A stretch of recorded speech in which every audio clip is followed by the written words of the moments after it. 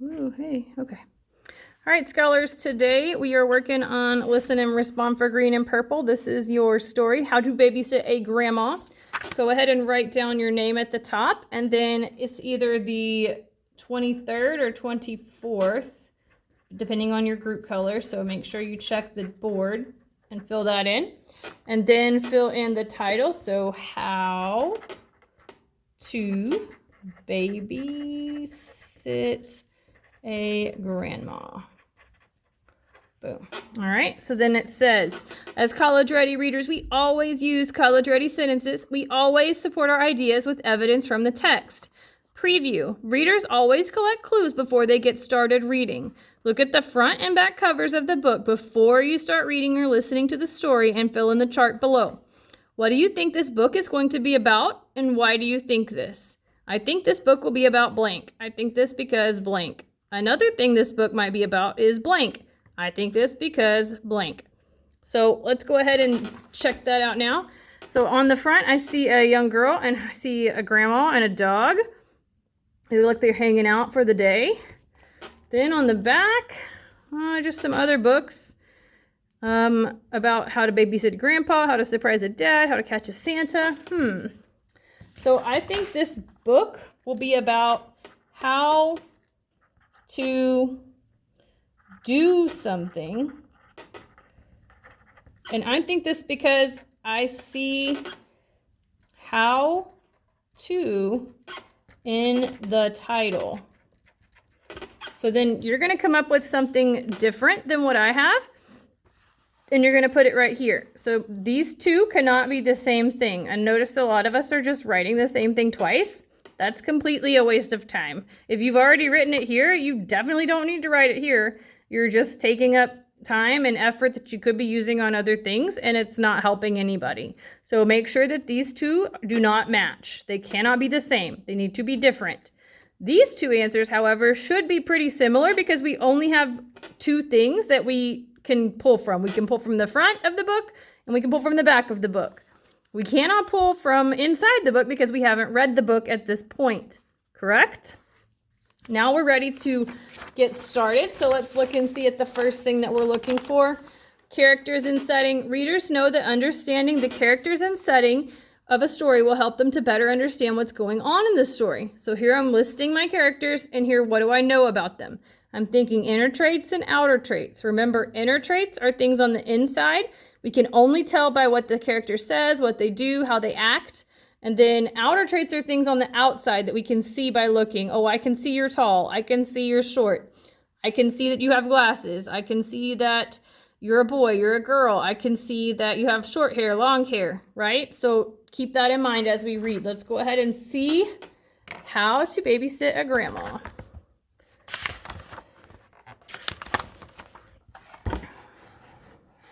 When you babysit a grandma, if you're lucky, it's a sleepover at her house.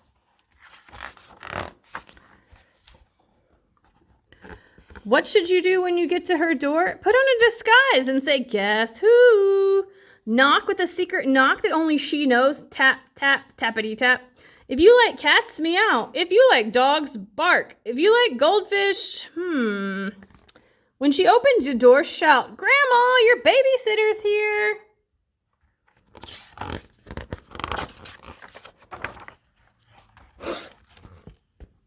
All right.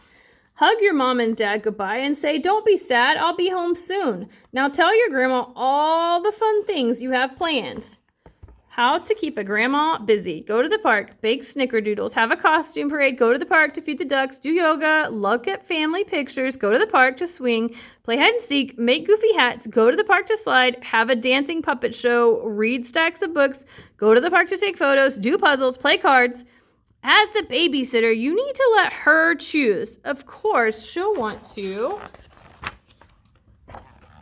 go to the park. What to do at the park. Slide down the bumpy slide and the twirly slide. If she's feeling brave, try the tallest slide of all. Push your grandma on the swing, but not too high. Remind her to pump her legs. Feed the ducks. Show her how to help the shy ones get some food. Don't forget, good babysitters always say 5 more minutes before it's time to go.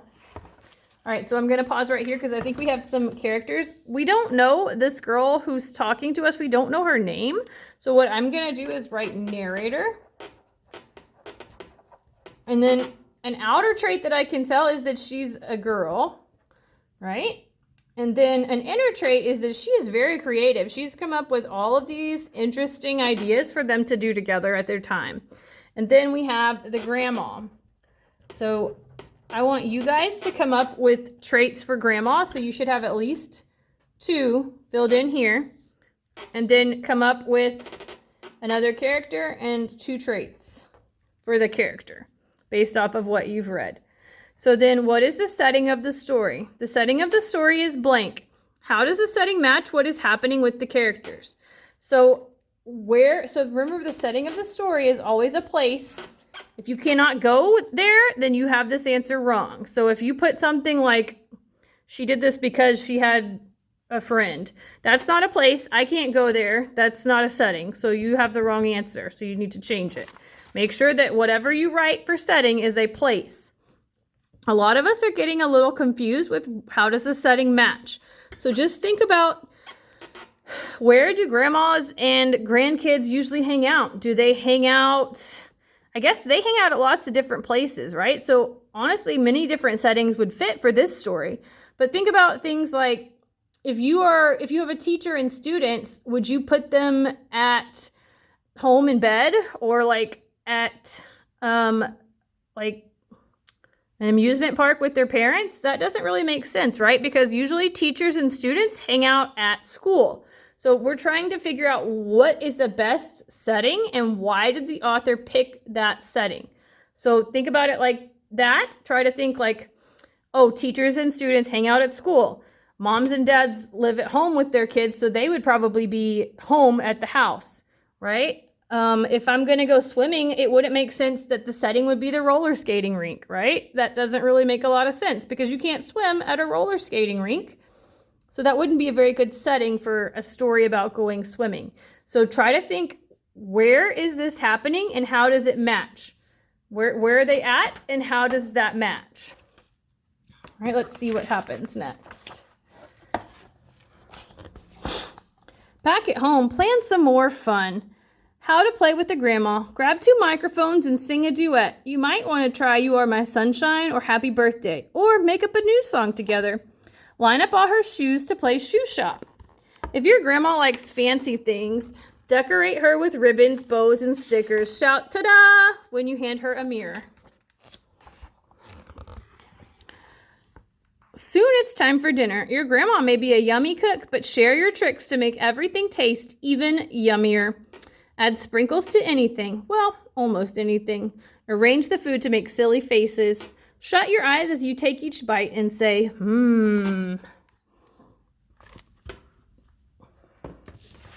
All right, let's go ahead and make some predictions here. So a prediction is when readers guess what might happen next in the story, okay? So what do you think might happen next and why do you think this? Something I think might happen next is blank. I think this because blank. Another thing I think might happen next is I think this because, what do you know? Why do you think this? So something I think might happen next is they will clean up the kitchen because they just ate dinner, right? I think this because they just ate dinner. They just finished dinner and they need to clean up.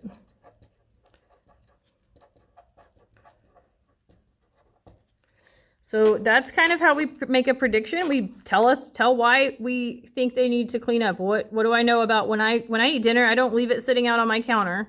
I pick it up and put it in the trash when we're done, and I put the dishes in the sink or in the dishwasher, right? We don't just leave everything out.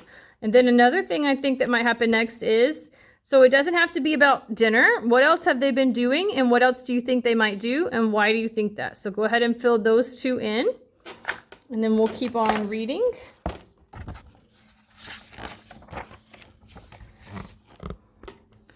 When it starts to get dark, take your grandma outside to find the first star.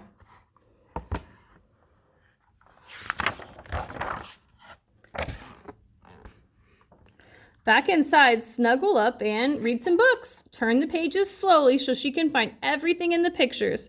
Ask your grandma for stories about when your mom was little. What was mom's favorite thing to do at the park? Did she ever get in trouble? Was her grandma as fun as you? Teach her how to say I love you without making a sound. Point to your eye, to your heart, and to her.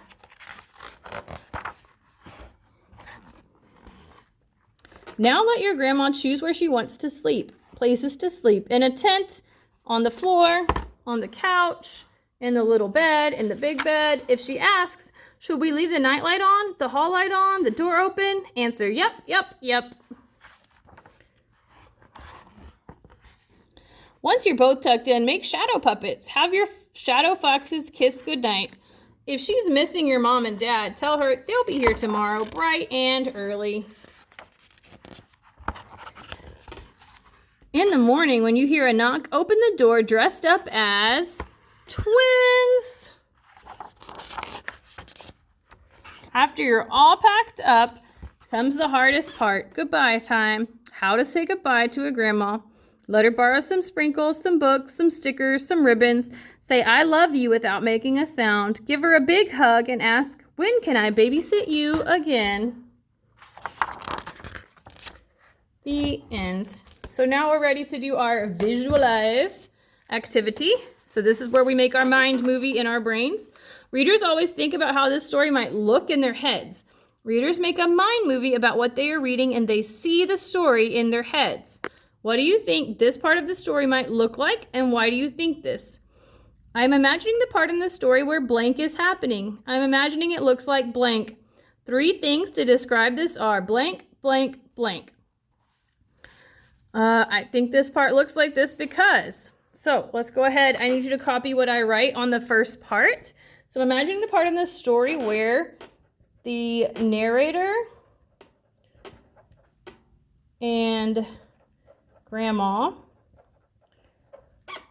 are dressed as twins. So that's what you need to have on that first spot. I'm imagining the part in the story where the narrator and grandma are dressed as twins. So go ahead and copy this down if you don't have it. The, T-H-E, narrator, N-A-R-R-A-T-O-R, and A-N-D, grandma, G-R-A-N-D-M-A-R-A-R-E, dressed, D-R-E-S-S-E-D, as, A-S, twins, T-W-I-N-S. So that's what you should have here. So imagining the part where the narrator and grandma are dressed as twins is happening. I'm imagining it looks like. So what do you think this would look like? Funny, silly, crazy, weird, wacky? Like this is where you give me 1-word answers right here on this line. Down here, you're going to describe what you actually see. Like what are they wearing? What do you see with your eyes? So I see floppy purple hats. So they're wearing floppy purple hats, and that's what I see. What are some things that you see that they match? What are they wearing? So I think this part looks like this because what makes you think this? Like, think about, what do I know about grandmas? What do I know about twins? What do I know about matching each other, right? So those are the things you're going to fill in. Then you're going to come to the back part, and it says summarize. Readers think about the most important parts of a book. In your own words, give me a summary of the story you just listened to. So the story, so remember this tells me the title of the story goes here. So How to Babysit a Grandma talks about blank. And this tells me the characters go here. So the narrator and her grandma. In the beginning of the story, what's going on? In the middle of the story, what's going on? And at the end of the story, what's going on? So you're just kind of hitting the main parts to tell me. Pretend like I'm asking, I've never read this story, and you need to tell me, like, give me the general idea, but you don't want to give away the entire story, right? So that's what you will fill in here. Then down here, please make sure you do this. I'm noticing a lot of us are skipping it, and that's not a choice. You have to do this activity. So the way that we do this is we open up Google Classroom for our group color, and there's like at the very top, like when you open it and go in, it'll say like write something to, it'll have like your picture that you have, and then it'll say write something to your group or your class or whatever, and you click that and then it'll open up and you can type in there. So then you'll pick one of these options. You do not have to do both. You pick one and then you follow those instructions. So if you want to do making connections, you'll follow these instructions. Readers think about ways a book is similar to their own lives. You'll title the post Making Connections to How to Babysit a Grandma. And then you're going to write how the story connects to you. So did this story remind you of something that you've done in your life? What part of the story reminded you of your life? What part of the story reminded you of a separate book? Like connect it to something you've seen, something you've read, something you've heard. And don't forget to explain why you're making this connection. Like what happened to you and what happened in the story that go together. What is the connection? If you don't want to do that one, you can do story continued and you'll follow these instructions. Readers think about what might happen next if the book kept going. Title the post, How to Babysit a Grandma Continued. Then you're going to write about what might happen next in this story. So just remember the babysitting time ended. She asked when she could babysit Grandma again. So what do you think might happen next after that? Make sure that you don't write something that's already occurred in the story, because a lot of us have been doing that lately, and that's not continuing the story if it already happened in the story. So you're coming up with something that will happen after the ending. Once you finish this, make sure your name is on this and you can turn it in to me. Then you can work on any work that you have that's due by the end of this week. This is due by Friday. If it's not turned in by Friday, it will be Bear Zone. So make sure you get this finished. Then you can work on Lexia, IXL, you can do Epic, or you can read your book.